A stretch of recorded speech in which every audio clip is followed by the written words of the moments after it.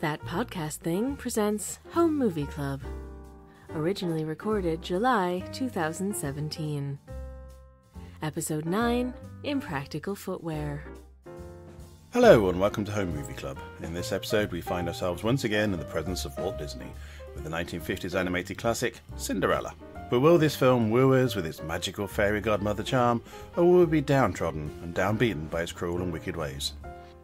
I am, as always, delighted to say I am joined by Joe Carter. Charmed, I'm sure. Daisy Swaffer. Hi, I feel like I have a not quite so formal hello there. It's fine. And obviously my always lovely wife, Sami. Hi! Yes, so obviously Cinderella is one of the earlier Disney animated films, but it does fall into many of the Disney tropes, i.e. terrible songs and... I see you're planting your flag early there then, Dave. My flag is well and truly hoisted, I have to say. I will make no bones about it. It will become blatantly obvious during the recording of this podcast that I really did not like this film at all. In fact, I would go too far as say I hated it. I honestly thought it was a terrible, terrible film. But that's just me. Obviously, I am not the target audience. In fact, none of us are. But anyway, let's see what everybody else thought. When we likely first watched this. Well, I first watched this about 12 hours ago, so... Okay. Then no, you're not the target audience on any watching of this movie. I realised as it started, I had never seen this film at all. At least you recognize that you're not the target demographic and that that's okay. Yeah, it's true. Okay, so Joe, what did you think? It was so awesome, I loved it. I started it, I put the kettle on to boil so I can make a cup of tea to watch during. I sat down and put it on, and then, like, near the end of the movie, I was like, oh, my cup of tea. I didn't even put the water in the cup. And I certainly didn't, do any playing of games while I was watching the movie. It was so charming and enrapturing, and it was really sweet. Daisy? There were a lot more animals than I remembered being in this film. Like, it seemed to be more a film about animals than humans, and I wasn't really expecting that. I haven't seen it since I was a kid, and, you think you remember a film and you just don't. Yeah, no. I think we've seen on as a few of these where we've seen them and it's like, I thought I knew this film, but I honestly don't. And Sami? Yeah, I'm with Daisy on this. I did not remember there being that much of a contribution on the part of the mouse pals and so on and so forth. Seeing it, I recognize that I knew that they were there, but if you'd asked me to recall the movie before actually watching it, I don't think I'd have mentioned the mice. Is it mice? Like I remembered the mice making the dress, but that was it. Yeah, I didn't remember them being such major players, though. But I thought it was a very beautiful film, and I thought parts of it were very, very good. From a writing standpoint, I think there are some changes that I personally would have made, but... It was written in 1950. It was written in 1950 and is based on a much, much older story. Obviously, I know a lot of people think of this as a Grimm's fairy tale, but actually it goes back further than that, and there are sort of the trope of the whole sort of put-upon sibling who becomes princess sort of thing apparently goes all the way back to like ancient Greek or something. So it's a well-trodden trope. It's a very well-trodden trope, certainly. Tale as old as time. Oh wait, no, wrong film. Yeah, not quite. Daisy, no. But obviously most of those versions probably didn't have quite the level of redentia that this one did. So a uniquely Disney twist on it, I think, is fair to say. Yeah, I also love the word rodentia because it sounds like plants. It's totally the right word, but it does sound like plants. Okay, so the plot of this film is quite Spartan, but let's get into it. But I mean, if you haven't at least seen one incarnation of Cinderella by now, then you are missing out. It is a classic. Yeah, so the film set in a tiny kingdom. Nothing's ever really described where this kingdom is. It's a big palace for such a small kingdom, isn't it? The palace of the royal family is large and ridiculously undefendable. It's a ridiculously designed palace. Yeah, it really is. Almost it was designed to look fairy tale as opposed to realistic. Isn't it the original Disney castle, though? It probably certainly laid a lot of ground for that. I don't know when Disneyland initially was opened, but It was opened in the following few years after this, so... I can certainly believe that. But this castle was not what you wouldn't want to be anywhere near it in this siege. So yes, it opens in a small unknown kingdom. We see a widowed gentleman, a man of money and, I assume, influence and power, with his daughter Cinderella. The father decides that the daughter needs a mother's care.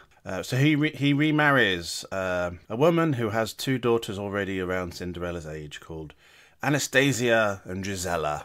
I see his criteria there being someone who's already a mother and therefore knows what the gig is, and with a couple of daughters the same age. That, you know, like on paper, that seems like a good fit. But I feel like maybe he should have met her first. Yeah, it was kind of sold as being that he felt that Cinderella needed a mother's care, which I think is also code for I don't want anything to do with raising my child.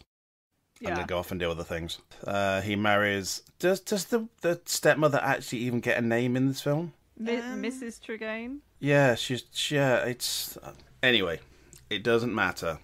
So, unfortunately, the father dies and the stepmother suddenly turns evil. You know, she must have had some inkling of this already. They have a cat called Lucifer. Yeah. I mean, if that's not a massive red flag, then I don't know what is. I mean, I don't know if the cat was actually owned by, the family beforehand. I assume not. No. It was the stepmother's, because you can see her with the daughters at the very beginning with the black cat, which is teeny, and then it's now this big, evil thing. Yeah, and yes, calling it Lucifer, it's a little bit of a hint.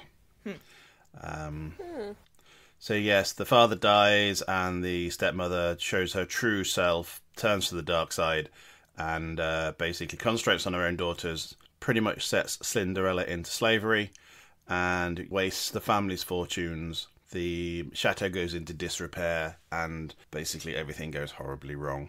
Cinderella obviously being treated as servant, probably even slave would be added. Yeah, servants get paid. Yeah.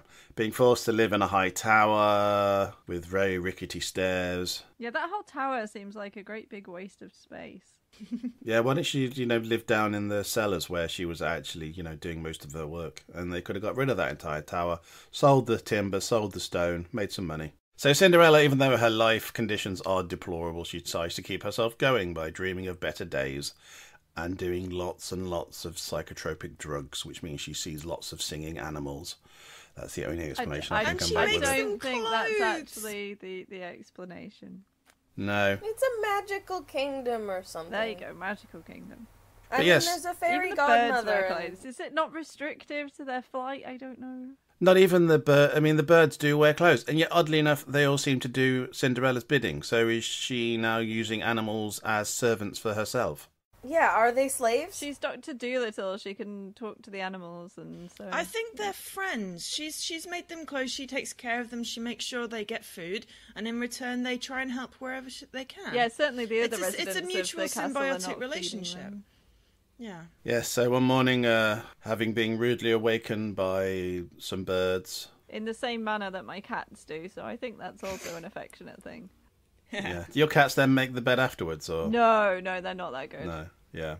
That would So be it's- cool. They don't wear I'd clothes. definitely get either. cats then. Cinderella is informed that one of the mice cohort has found a new mouse in a rat trap downstairs, and they have to free it, otherwise it'll get killed. I can't believe you've skipped right over that opening song. You'll find I skip over most songs, to be honest. That was a really big hit for Walt Disney. Really? Yeah, a dream is a wish your heart makes. Can we talk about the actual, what that means for a minute, though? Because I have a lot of dreams, and I feel like my heart is not wishing for me to have, to get into fights at the office or get attacked by a horse.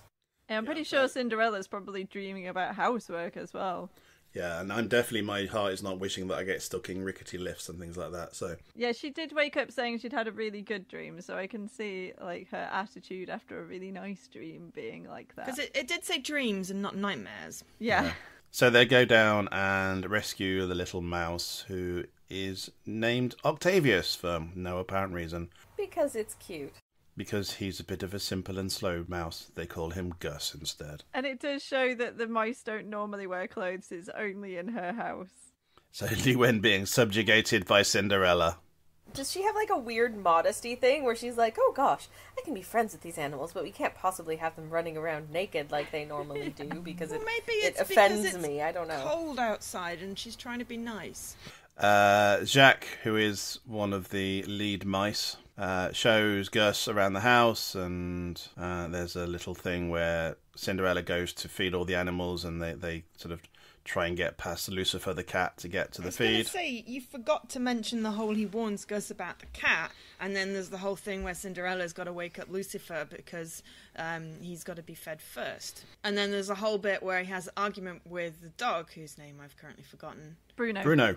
I was going to say Bruce. I was like, that's not right. Yeah, so you've got Bruno, who is having an adorable dream where obviously he's chasing the cat and totally winning, and Cinderella's like, oh no, you can't do that. You've got to be friends. And then Lucifer does the whole younger sibling trying to get older sibling in trouble by scratching Bruno and then pretending that Bruno attacked him. Then you get the cream. Then you get the feeding of the animals. It's very important. You have to mention all these things. Setting up it's only that a short Lucifer movie. is indeed evil. I decided at this point there was no single redeemable character in this entire movie. You don't think Cinderella is a redeemable character? No, for reasons I'll come into later. Interesting. Intriguing. What about Bruno? Is he a redeemable character? And what about the mice? I didn't like anybody in this film. I didn't think a single character was nice. I didn't think any character was worth watching. Oh, I dislike word. this film with a passion. Wow, you have much more feeling on this than I expected. Sorry. I actually liked Lucifer. Oh, I didn't. He was a jerk. But he was a cat. That's but what he was like, he was a very cat-like jerk, and he was just like giving in to his full cat-like nature, and I loved him. Well, yeah, cats are meant to chase mice. And he was lovely to the ones that loved him. So to his owner and her daughters. Although I think Cinderella loved him and he was less nice to her. I think he knew he could get away with it. I'm not sure he was particularly not nice to Cinderella. I don't recall any time that he was unpleasant to her. When he covered his paws in dust and then proceeded to traipse around the very clean floor. Yeah, let's be real. That was a serious, that was a jerky thing to do. Yeah, but what kid that was do just that? rude. You know, that's but that kid would be being a jerk. Behaviour that everyone does. I don't hold that against Lucifer. I don't know. I felt like it was a deliberately malevolent move on his part. It wasn't just, oh, I'm going to track, sort of through this crap with my paws because it's fun and funny. And, if he'd done it once and just sort of, walked out, fine. But deliberately making a mess of the entire room. That says, I am targeting you, to me. Well, and she didn't get in trouble for it, so, No, but she had to do double her workload and probably had to redo all the washing again.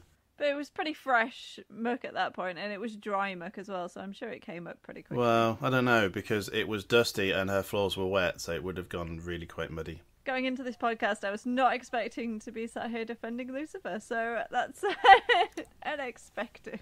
Yep, so they're feeding the animals. For some reason, I didn't quite work out. The mice are expected to go and eat with the rest of the farm animals, whereas Cinderella could have just kept a handful together and given it to them in her room, where they seem to spend a lot of time anyway. Was she feeding the hens cheese? I think it was corn. It was corn. Okay, right. It looked like cheese, but it was definitely corn. Wedges of cheese. Corn doesn't have that shape. Corn kernels individually. That's what I thought it was supposed to be. But yes, feeding cheese to chickens probably not the best idea. Yeah, that's why I was a bit confused as to why the mice and hens were even fighting over the same stuff. If I was a chicken, I'd want to eat cheese. Fair. They're feeding the animals. Gus and Jack collect some of the corn, and on their way back, they run again into Lucifer. Jack tries to get away, but Gus is trapped and gets to a situation where he's hiding under one of the teacups that is being set up. Oh, you missed the funny bit, whereas Gus is like, oh, there's food, and tries to get as much as he can because obviously he's starved in the past.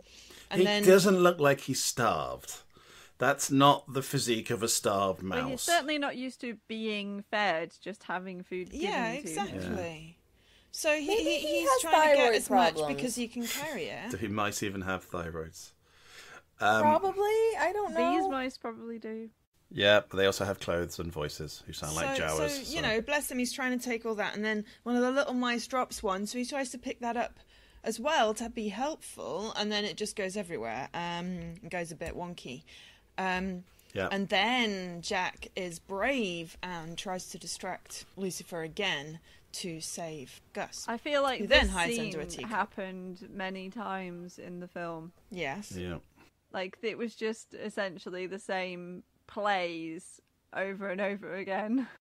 Yeah, it did seem. I mean, in my notes, it was like it's all gone a bit Tom and Jerry, and in many ways, it did. Seem It to was be very Tom and Jerry. It was very sweet. I liked it. without the obviously slapstick violence. Well, without as much slapstick violence, there was some Yeah, there was some brooms. brooms happening.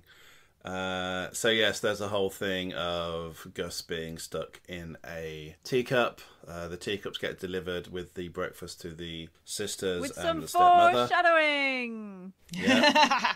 And one of the sisters finds the mouse in the cup, and obviously they all blame Cinderella. Well, to be fair, although it wasn't her fault, she should have probably checked if the cat was in the kitchen like that. after She the lets the teacups. vermin run around. The lovely, adorable mice run around everywhere, so she ought to be checking that, really. So she gets blamed for it, and as we point out, possibly correctly gets blamed for it. So the stepmother gives her extra chores, which is weird because she seems to do most things anyway. Yeah, they don't seem to have any other sort of like household help, and certainly the Well, I think that's mother the and whole they are sisters wouldn't be poor. doing They stuff. need to. Yeah, they'd have to pay other people. Yeah. Where she's enslaved, pretty much. Yeah. No, she's a slave. Meanwhile, in the Kingdom's castle, and this is 25 minutes in, and we're just getting a whiff of plot now. King is having an argument with the Grand Duke. Basically, King is trying to get his son married off so that he can have grandchildren. Which is really sweet. Well, Like, I'm Really, lonely. really wants grandkids. He really wants grandkids, but he's not really thinking about what his son wants in all of this. His son expressed an interest in settling down and getting married and having children. But you see, that's the thing with royalty, isn't it? It's a I think succession his son issue, has isn't expressed it? an interest in it, but he's a hopeless romantic, so he would like that, but only with someone that he falls head over heels in love with, and his dad is impatient for that. Yeah, the dad is getting no younger. We don't really get a lot from the horse's mouth with regard to the actual interests of the prince.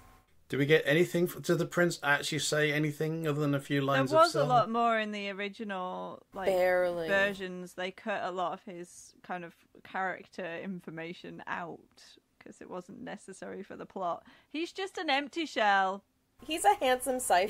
Yeah. We assume It's he's weird. nice. Empty shell of a handsome man. He's a prince. That's all we need to know. Yeah. Yeah. So Yes. the prince is coming back to the kingdom. So they decide to hold a ball in his honour with the underlying reason to get all of the eligible maidens to this ball, even though it's tonight and they may have other plans. And basically parade them in front of the prince. So And that, they're super obvious about it. yeah, there's no subtlety involved. This is, full on. We're doing this to get you, married the off. impression I got was that his dad had done all of the subtle things already and had just reached the point of I don't even care about being subtle anymore. Yeah, but it's very selfish of him because he wants it for grandchildren.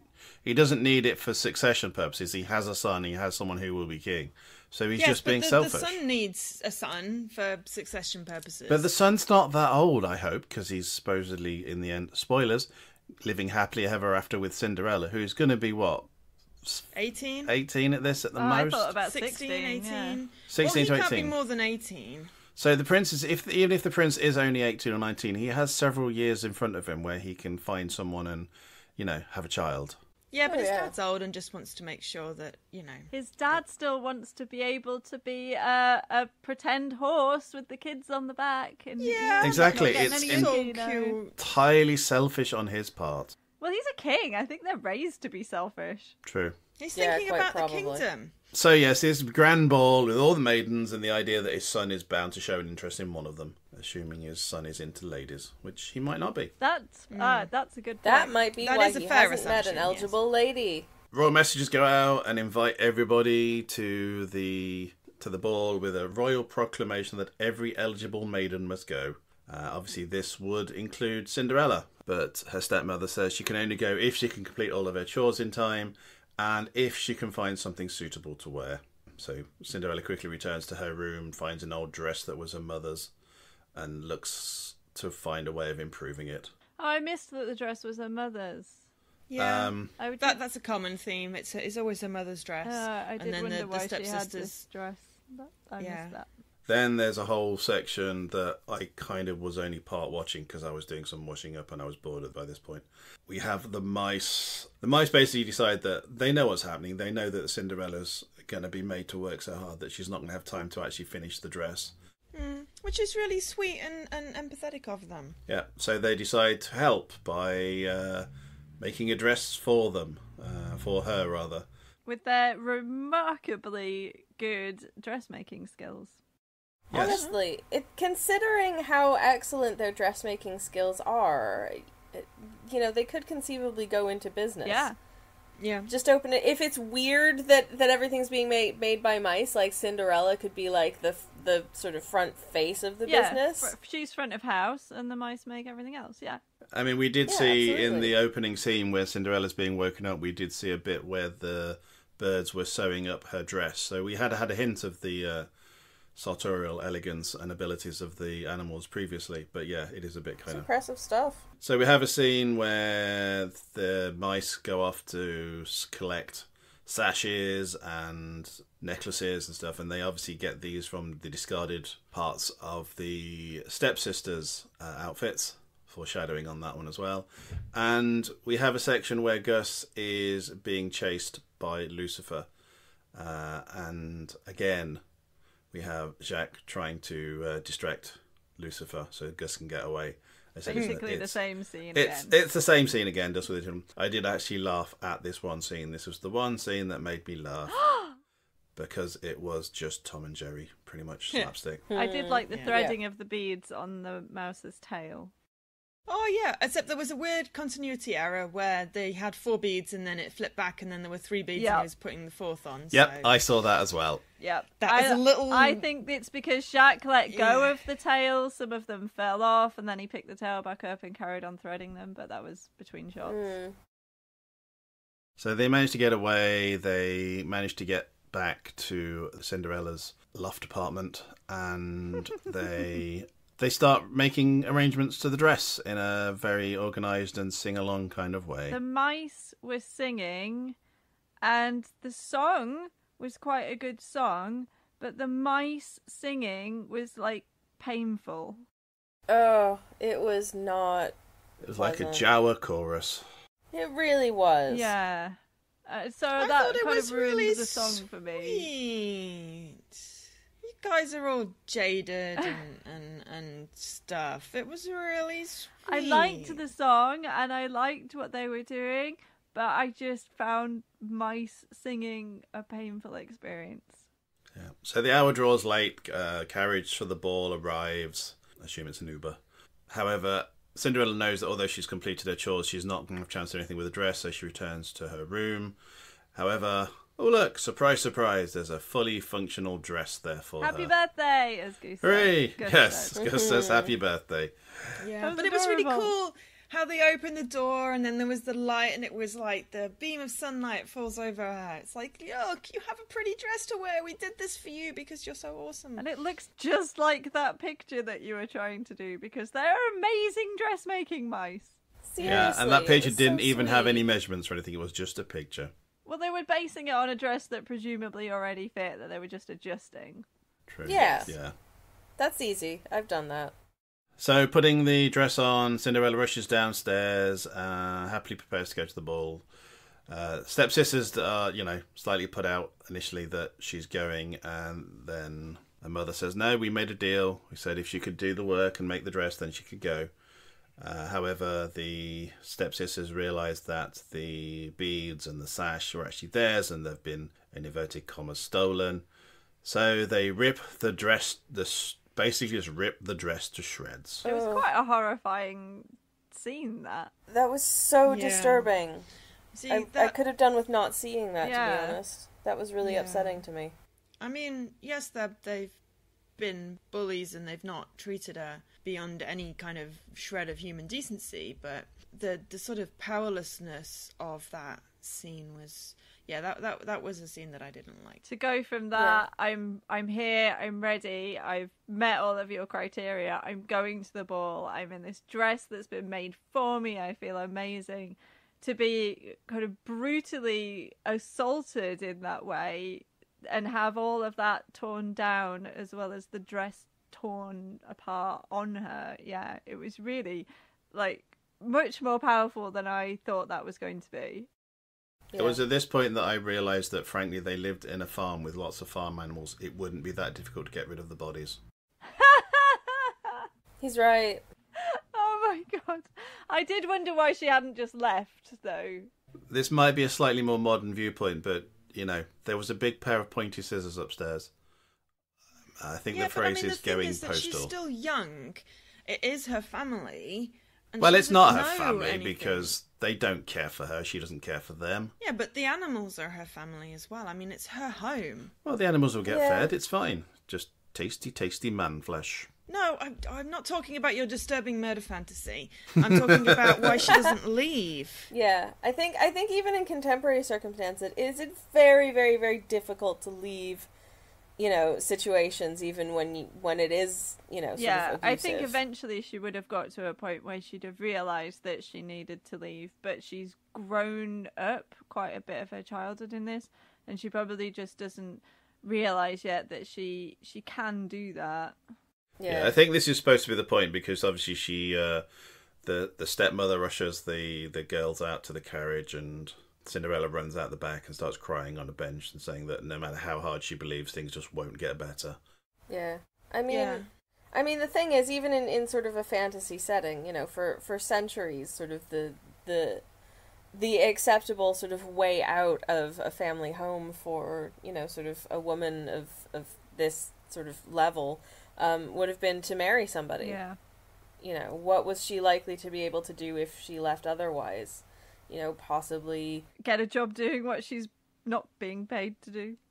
Yeah. Get a job as a dressmaker. We've already seen the skills. She's still young. Yeah. It's all she knows. And to be perfectly honest, if she did run away, then you know that the stepmother's just going to call the gendarme or whatever and have her hauled back. And then she'll be locked in a room and, you know, it would be even worse. Yeah, so Cinderella, despairing, is out the back crying, and then suddenly lots of sparkles happen in a very Disney magical kind of way. Yeah. Very Disney magical. Cheerful, plump woman in a light blue cloak who claims to be her fairy godmother. She is her fairy godmother. And she did just appear in a shower of sparkles. I mean, come on. Yeah, it's a bit of a gift, definitely. How come Fairy Godmother waited until now to show up? This girl has been in an abusive slave situation for years of her life. Because there hasn't been this opportunity before. Because she hadn't given up before. Yeah, she has finally given up hope, and it's at that point. Because, you know, you don't want to come and help people while they still have hope. No, I think that would be fine. Yeah. As we all know, where there's tears, there's hope. Aww. Can't believe you did that. Very nice. Using her magic wand, turns Pumpkin into a coach for the mice into horses, although don't actually ask the mice whether they want that. Farm horse into a coachman, again weird, don't ask them first. And the family dog into a footman. None of these animals seem particularly bothered about the fact they've been transmuted into something else. They didn't seem like particularly wanting to either, though. Except for the horse that was put out that it couldn't be a horse. Yeah. So they do that, and then they fix Cinderella's dress into this big, white, flowing... Yeah, but they fix the dress after she's like, I'm not going to say thank you because, hang on, wait, what about my dress? Yeah.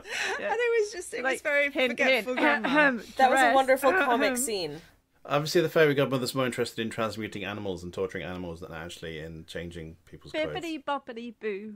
That was really weird. I mean, when she turned the mice into horses, I was slightly concerned about them being, you know, sort of transmogrified without their consent. But then they didn't seem to mind, so I guess that's okay in retrospect, but maybe ask first next time? Yeah, it's certainly not a lesson in consent, this one, is it? It really isn't. Nothing about this is a lesson in consent. I like the way that with the dress, also hair and makeup and shoes came with it. So that was really nice. It's Glass magic. slippers. It is magic. That was supposedly Walt Disney's favourite little piece of animation, that dress transformation.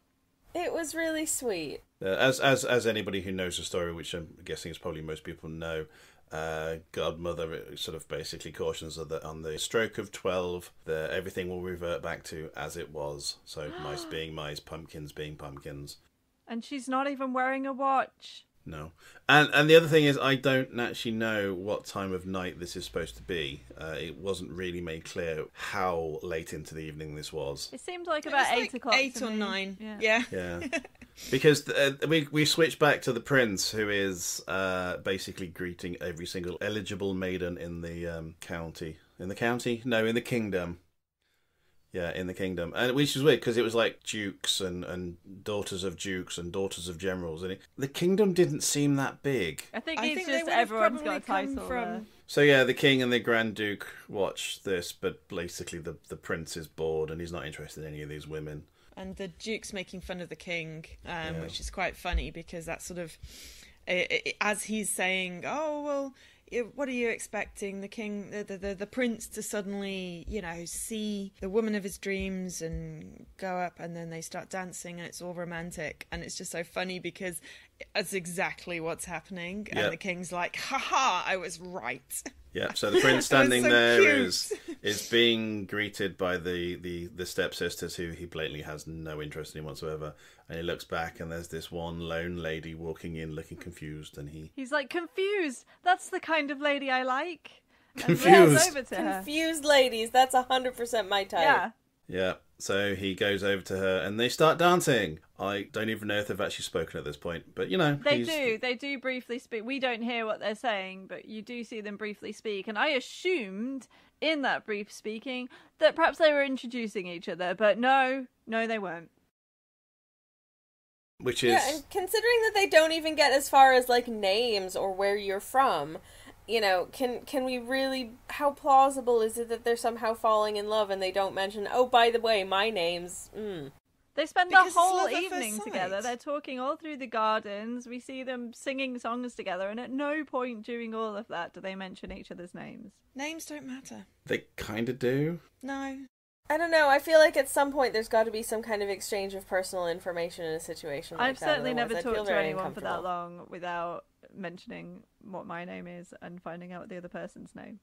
It Or just like, gets awkward hey, after a what do while, you do though. for a living? Or, whatever. You do get to that This point is where you... 1950s France, so, Some sort of personally revealing information should come out. Like, what neighborhood do you live in? Yeah, and it gets to a point where it becomes just awkward to ask these questions because you've pretty much been, talking for ages. So yeah, the king sees them two getting on, so he retires for the evening and leaves the Grand Duke to supervise. I don't know what that means.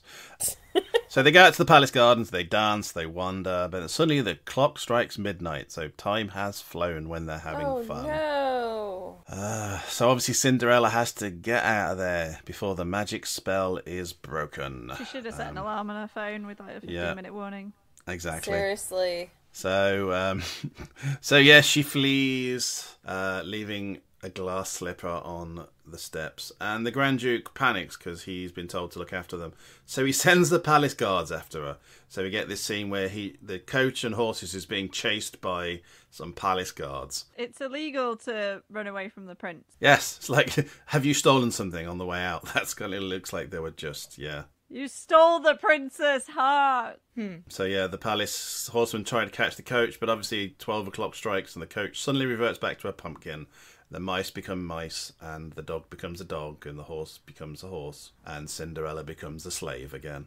Yay! And then we see a scene where the pumpkin is run over by the horsemen chasing. So they return to normal and run away. And that's the end. That's The right. end! Yeah. Yes, thank you. Yay! It's just...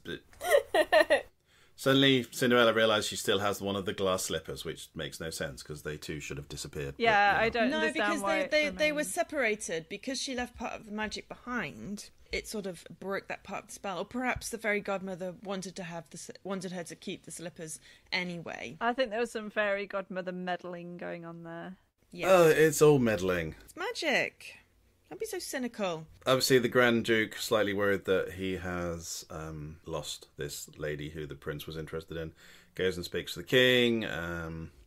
Procrastinates on speaking to the king. Procrastinates speaking to the king, goes and tells him. The king draws a sword, so procrastination was allowed there. However, he does point out that the prince has declared true love for this unknown girl, and that he will search high and low until he finds her. Yeah, but he also promised that he would marry whomever the slipper fit. So all the king had to do was find someone whose foot fit the slipper. Yeah, he doesn't care about his son actually finding the girl he's fallen in love with. Just, he said this, so I will force him to marry anyone whose foot fits in this shoe. He doesn't care about his son at all. This guy's motivations and you are will creepy. give me grandchildren, damn it. Yeah. Creepy. Yes. So creepy. So yes, the proclamation goes out, which I actually paused the video and read the proclamation without realising that it was actually going to be read out later on anyway, so that was a bit of a waste of time. But the next morning, Cinderella's stepmom comes in and quickly demands that her daughters get up because the Grand Duke is coming round with his glass slipper and he's trying to find the mystery lady. Just imagine though if she'd been a size 6. Yep. Yeah. As it turns out, she has the world's smallest feet, so, you know. They're so tiny. I mean, in the context of just looking at her walking around and stuff, you don't realize how disproportionately tiny they are, but that shoe is it's like a child's shoe. It really is. Cinderella hears about the Duke coming round with the shoe and is kind of distracted by this, and I think the stepmother twigs that she was the mystery girl. Finally, Twigs. God. So she locks her up in her tower. And I had a problem with this. That her sort of bedroom door looks to be made out of wood, and looks to be made out of not that great wood. Mm-hmm. And I know she's got tiny feet, so kicking it down might have been difficult, but she could conceivably have taken anything in that room and just bashed it hard enough against that door enough times that she'd be able to get out. Yeah.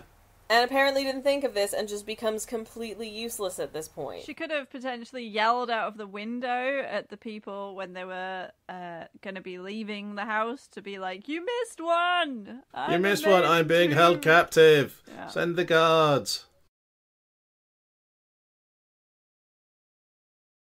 Yeah. Yeah. But no, instead we get a scene where the mice try and get hold of the key and then haul it up to the tower. Pretty much the same scene again, but this Yep. time with a key. So we get the stepsisters trying desperately to get the glass slipper to fit. Obviously it doesn't because they have large feet and Cinderella has feet the size of a pinhead, apparently. So all this is going on. The Duke has been up all night looking for these people, so he's falling asleep, so he's a little bit sort of not really with it either.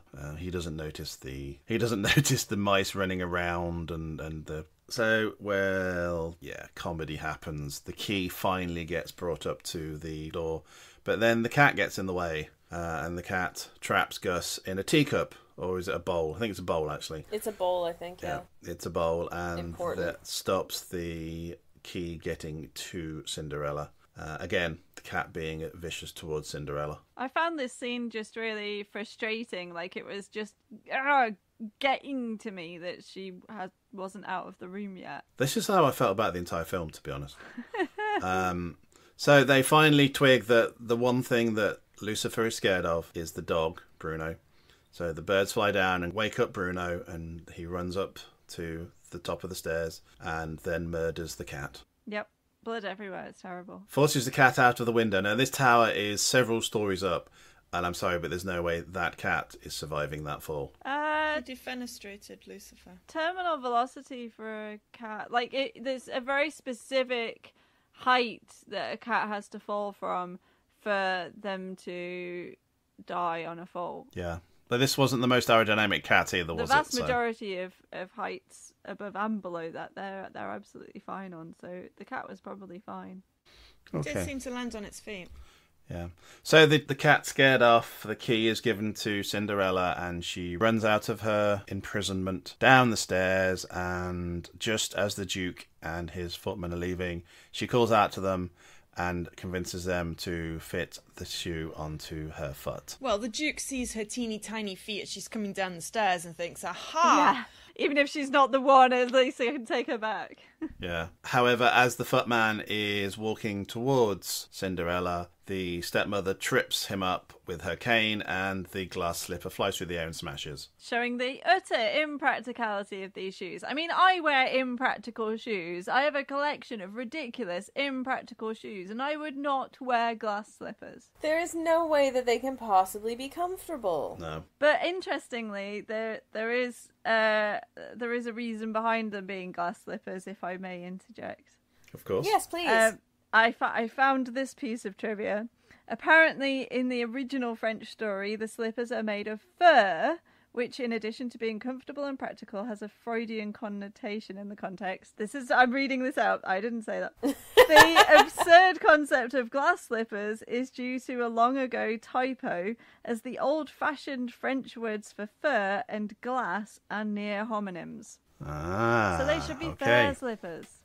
Wow. Fine. So she's I'm putting still her not sure feet why into they're a Freudian. furry... Yeah, okay. The stepmother trips up the footman and the slipper comes crashing down and breaks. It Which, shatters. you know, at that point you'd think the Grand Duke would have the stepmother arrested and killed on the spot for basically, you know, destroying the dreams of the prince. And this is another thing that I really dislike about this film. We'll get to in a minute.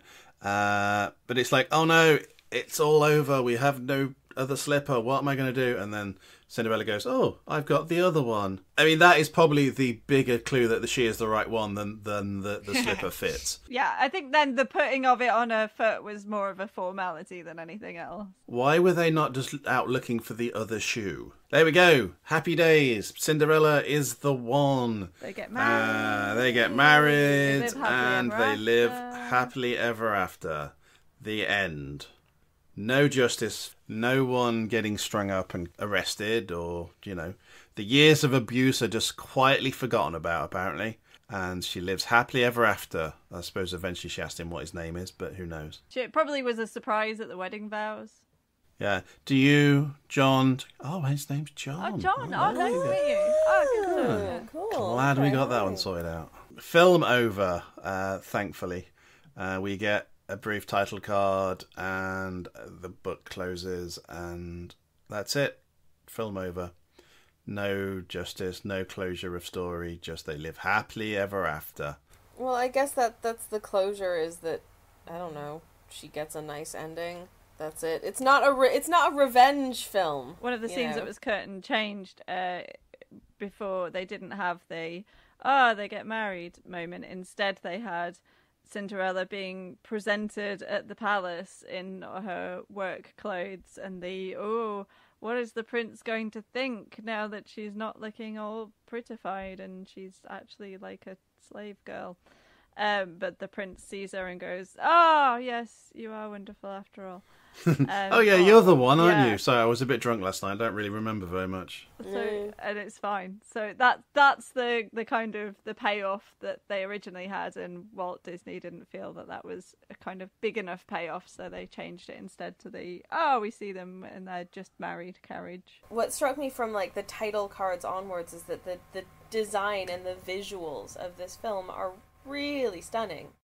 I think they're absolutely beautiful. It's not something that, again, it's 1950. It's not something that you would see now, but I don't think that's a bad thing. I think it's absolutely gorgeous. They went with an interesting direction on this one as well. For the humans, they filmed actors actually performing acting it out, and then the animators were using that as a basis for drawing them, and that was the first time that this technique had been used. So in the theme of Disney, Walt Disney Studios through the decades, groundbreaking and creating new methods and ways of doing things. Disney really had such a great vision with these things. He had an idea for what this movie should be, and he'd been working on this kind of bits and pieces for a few decades before this one finally actually came to fruition. This met what he wanted in his head for Cinderella to be. Yeah.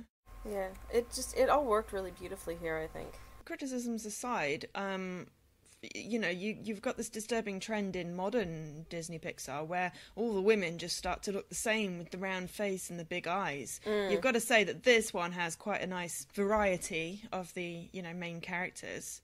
There is an excellent diversity of faces, certainly. Yeah, Which is nice. which is really good. You know, so you've got to give it props for that as well. I give it so much props for the design, I really do. Beautiful. The stepmother was animated fantastically as well. Like you got the sense of her so keenly. Yeah. You knew what it must have been like for Cinderella living under her in that house. Yeah. Yeah, I think this is a really, actually an excellent example of how we've got to modern animated films today. We wouldn't have got there without films like this. I think it was a really crucial stepping stone, and I think it's still a good movie, regardless as to how appealing you find the Cinderella story itself. Yeah. I agree. Okay, well, I guess final thoughts have sort of been covered, but we'll have a quick run around. Joe, any final thoughts? Well, I mean, I think I've said all I wanted to say. I just wanted to sort of uplift it from the venomous criticism that was coming from you, Dave. Yes, sorry. Well, I'm sorry, I don't like the film, and I'm not going but to apologise for that. But No, you don't have to apologise. It's great that we don't all agree. I mean, we've said this, but it was just the way, it was just sort of a bit vituperous, the cynical way you were describing the plot, and I was like, oh... yeah, so I just wanted to uplift it a little bit. But yeah, no, it's great that we disagree on stuff. And it's great when we agree, you know. I mean, I still dislike Star Wars. yes, and yet you're still on this podcast. Exactly. So magnanimous of me. Daisy? A Disney classic, well deserving of that title. And yeah, I really enjoyed it. I was surprised by how much I still really enjoyed it. Cool. And Sami? I suspected that I was still going to think that this was really nice and beautiful, and I did still think it was really nice and beautiful. And I'm grateful for that. And as you might have told, I hated it. So, moving swiftly on, hopefully. Oh, hang on. We forgot the death count. It was 0. Yes, death count 0. Although, question mark about the cat, potentially. I'm fairly certain that Lucifer landed on his feet. I'm pretty certain too. Okay, so official death count for Disney's Cinderella, a 1950s animated movie, is, perhaps unsurprisingly, 0. Unless the wicked stepmother and her sisters were hung up and killed by the king. But we didn't see maybe. it. we didn't see it, so it doesn't happen. Maybe in Cinderella 2. That was Cinderella Revenge. 2. Revenge. Revenge of Cinderella. Finally. Starring Liam Neeson for no apparent reason. I can totally see that. I would so watch that. Yeah. Okay, so that is Cinderella, and we are sticking with Disney because our next film will be Pirates of the Caribbean 2, which obviously, not being Pirates of the Caribbean 1, offers some interesting challenges. However, we will come to that in 2 weeks' time, and I'm sure we'll give a plot synopsis of the first one so that anybody who hasn't seen it knows what's going on. But until then, I am very happy to say thank you to my guests, Joe. I've been Joe. Daisy. I've been Daisy. And Sami. I am and always will be Sami.